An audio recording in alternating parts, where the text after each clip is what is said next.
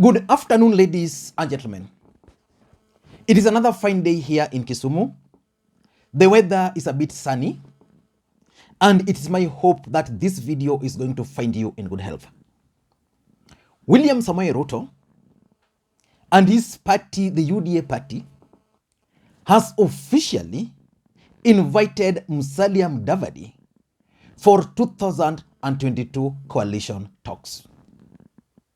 Why do you think William Ruto is inviting Musalia Mudavadi and Moses Wetang'ula for talks? Because the truth of the matter is that the deputy president has been very consistent that the United Democratic Alliance Party is going to go into the next election and alone. And that any party which wants or has intentions of working with them should fold and join them. And that's why Moses Kuria and his party Chama cha Kazi and Mwangi Kiunjuri and his service party decided to pursue their own political path. Why do you think the deputy president is inviting Musalia Mudavadi and Wetang'ula for talks? In this video today, I want us to look at the main reasons why the deputy president is inviting Musalia Mudavadi for talks. But before we do that, for those who are watching this channel for the first time, I want you to take a second or two, click the subscribe button so that next time we produce a video like this, YouTube will automatically notify you. And to the subscribers, I want to continue thanking you guys for your continued support. Last year was amazing, and it is my hope that this year is even going to be much better. I intend to do more quality videos than we did last year. So I'll be expecting you guys to give me your ideas, plans, and thoughts. Now let us get back to business.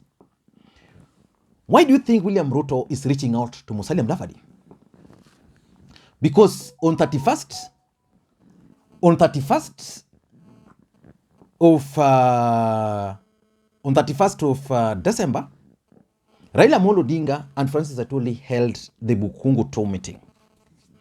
During that meeting, Raila Odinga was appointed or was endorsed as the preferred presidential candidate from the larger Western Kenya.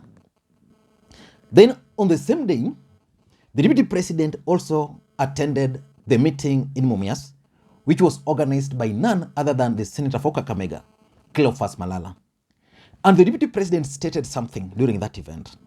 He reminded Malala that whenever he will be negotiating with the deputy, with Musalia Mudavadi, Malala should relax because that's way beyond him. And he also indicated that he was actually invited to that event by none other than Musalia Mudavadi. Something which I dispute, but the fact is in politics you don't rule out anything. But why would the deputy president finally decide to initiate talks with Musalia Mudavadi, a man he's been referring to as a Cerelac baby? In my view, the deputy president is doing this because of the following reasons. Number one, I think the DP is keen on breaking One Kenya Alliance movement. That's his ultimate objective. He wants to create suspicion amongst the One Kenya Alliance core principles. Because the deputy president is well aware that there is no way Gideon Moi, for example, is going to allow One Kenya Alliance movement to go his way. He's also aware that probably Kalonzo Musyoka is under the grip of President Uhuru Kenyatta and Raila Amolo Odinga. And therefore, the easiest spot is none other than Musalia Mudavadi. And Musalia Mudavadi is making work easy for the deputy president because he's always been fighting Raila Amolo Odinga. Raila Odinga is the main opponent of the deputy president. So the mere fact that the deputy president has formally invited him for talks, it means when they meet as One Kenya Alliance movement, they'll be put to task to explain why their claims that he's planning to work with the deputy president. So in my view, the first reason is basically he's trying to break One Kenya Alliance movement. Because One Kenya Alliance movement, the original plan was that President Uhuru Kenyatta wanted to organize them together and then later on deliver them to Raila Amolo Odinga. So in my view, that's the first reason. The second reason is that the deputy president is an isolated man. And he's looking into bridging that gap. If you look at other politicians, there's a way they work together. But the deputy president is working alone. He's standing alone. He's a lone ranger, which means basically he's isolated. President Uhuru Kenyatta today can call a meeting, invite Raila, invite Kalonzo, Weta, Mudavadi, Jirongo, Gideon Moi, and cameras will capture them. For the deputy president, who can he be identified with? He's already fallen out with Moses Kuria. He's fallen out with Mwangi Kiunjuri. So it means the deputy president is standing on the other side, but alone. So to break that isolation tag, he must look for these two gentlemen.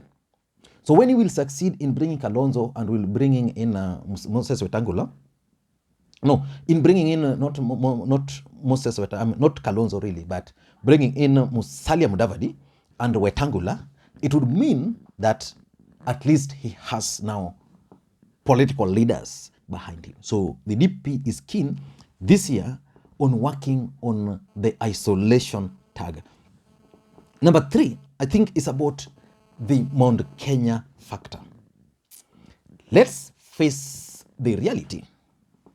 The reality is that William Samoei Ruto is losing in the larger Mount Kenya region. He's no longer gaining because he had reached the peak. Raila Amolo Odinga, who was at the lowest, is gaining. And the biggest worry is that, the biggest worry for the DP is that President Uhuru Kenyatta is yet to go to the ground. So he's not very sure how everything is going to play out. So the fact is, the deputy president fears that Mount Kenya votes, he might not get the required percentage. He might not get the 85%. The latest opinion polls are showing that indeed his numbers are coming down. Raila Odinga's numbers are going up. So where can he bridge the gap? He can't depend on Musalia Mudavadi. I mean, he can't depend on Boni Alwale to deliver the Western votes. He can't depend on Dismas Baraza. He has tried. He can't. So basically, the reason he has reached out to Musalia Mudavadi is to bridge that gap. So if he's going to lose 1 million votes or 2 million votes from the larger Mount Kenya region, then Western Kenya is going to bridge that. Musalia Mudavadi is going to bring that, because politics is a game of numbers and it's a game of perception. So the Mount Kenya factor. Number 3, the fourth reason basically is the running mate equation. Do you think William Ruto can invite Musalia Mudavadi to his camp and then Musalia Mudavadi agrees to play a role which is lower than a running mate? I don't think so. William Ruto has figured out that for Mount Kenya region, he can get their numbers. He can easily get their numbers, whether they are with him or whether they are not with him. So that's one thing he has agreed. He can easily get the numbers from the larger Mount Kenya region. So it means he really doesn't need to get a running mate from the larger Mount Kenya region. And that's why he has gone slow on the talk of Rigathi Gachagua being his running mate. But Western Kenya will be excited, for example, if Musalia Mudavadi were to agree to be William Ruto's running mate. Western Kenya is going to be really excited, which means he can gain some votes just by virtue of having Musalia Mudavadi as his running mate. And Musalia Mudavadi is a credible running mate. So far, William Ruto doesn't have any credible person who can be his running mate. Rigathi Gachagua is not credible. Who else do you think can be William Ruto's running mate? Anne Waiguru? Who else? Apart from now, the person is looking for, who is Musalia Mudavadi. Number 5, in my view, is that William Ruto is now trying so hard to appear as a national leader. He wants to appeal nationally. The truth of the matter is that our politics is tribal. And the other truth is that UDA party is a party primarily of the Kikuyus and the Kalenjins. And basically it's a Kalenjin party. But strategically, William Ruto has positioned UDA as a Kikuyu party.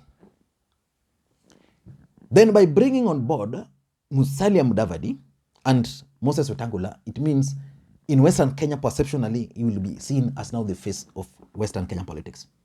So he will have that national appeal. I think the DP is keen on that.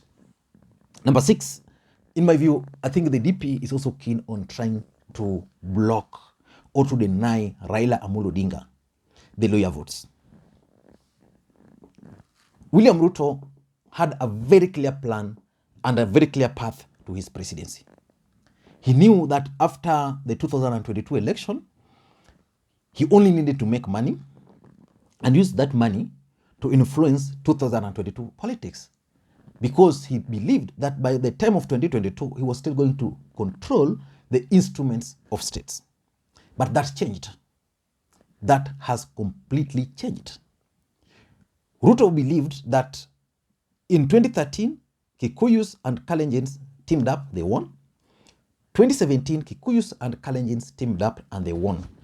And he also believed that in 2022, it was going to be the same scenario where Uhuru was going to support him, get the Kalenjin, then reach out to Raila Amolo Odinga. But now Raila Odinga is making entry into the larger Mount Kenya region, which means the DP must find a strategy of blocking Raila Amolo Odinga from getting the Luhya votes. The best strategy is to try and use an existing individual.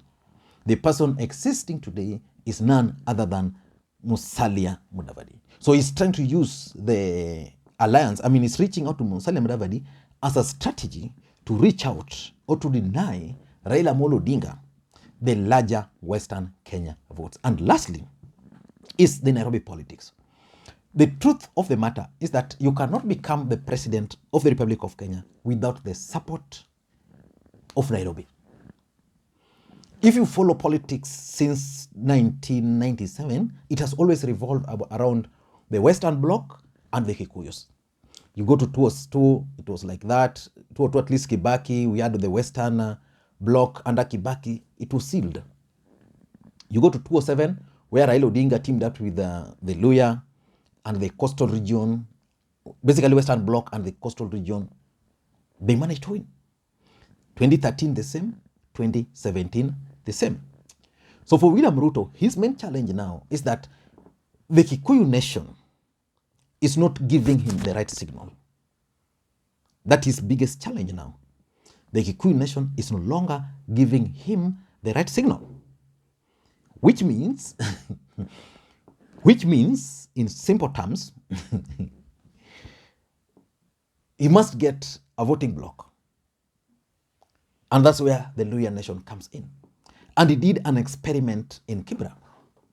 During the Kibra parliamentary by-election, William Ruto wanted to test whether the Luhya nation can actually deliver in Nairobi. So he identified Mariga, mobilized the Luhya as a community to rally around Mariga in the hope that the Luhyas were going to tilt the votes in his favor. That did not happen. The only option now he has is Musalia Mudavadi, hoping that Musalia Mudavadi, because in Kibra, for example, even Musalia Mudavadi had a candidate in the name of Eliud Owalo. So he believes that by teaming up with Musalia Mudavadi, Mudavadi will deliver the lawyers in Nairobi to him, so that a place like Westlands, where he has identified Nelson Havi, they can win. So that in Nairobi, the gubernatorial seat, he can win through the support of Johnson Sakaja, because Johnson Sakaja already defected to ANC party. So if he's coming to ANC party, one of the negotiations would be that Sakaja is going to be the sole gubernatorial candidate. And therefore, with the support of the Kikuyus who are supporting him, he believes that Sakaja and his national appeal can easily win in Nairobi. So, and again, there are several other seats he's eyeing. So in my view, Nairobi politics is also right at the center of William Ruto's latest strategy of inviting Musalia Mudavadi for coalition talks. I don't know what you think. Let me hear your thoughts. And if you're watching this channel for the first time, please take a second or two, click the subscribe button so that next time we produce a video like this, YouTube will automatically notify you. And to the subscribers, I want to continue thanking you guys for your continued support, because without that support, this channel cannot be where it is. Thank you guys, and please may you have a good day. Bye bye.